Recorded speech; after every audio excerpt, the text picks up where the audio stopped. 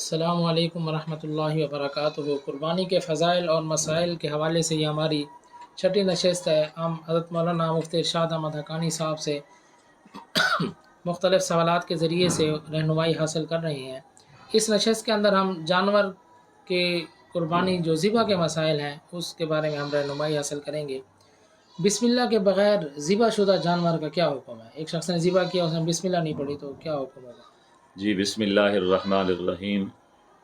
ہر مسلمان کے اوپر لازم ہے کہ وہ کوئی بھی جانور اگر ذبح کرتا ہے تو اس سے بسم اللہ پڑھے۔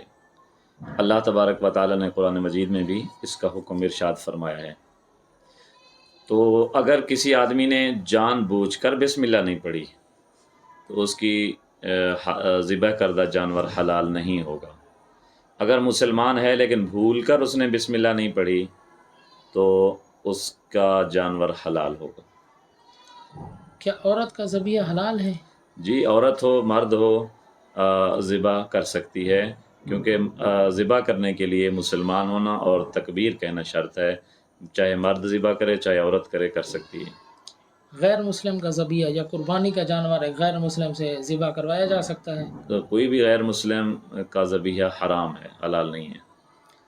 آج کل کے دور میں مشینی ذبیحہ ہوتا ہے، مشینیں ذبح کر رہی ہوتی ہیں، اس جی، کے بارے میں کیا؟ مشینی ذبیحہ کے لیے یہ ہے کہ ایک مشین ہے، اس کے اوپر اس کا سر رکھ دیا جاتا ہے جانور کا، پھر وہ 10 ہیں 15 ہیں 20 ہیں جانور، یکدم بٹن چلایا جاتا ہے اور ساری کی ساری ذبح ہو جاتی ہیں۔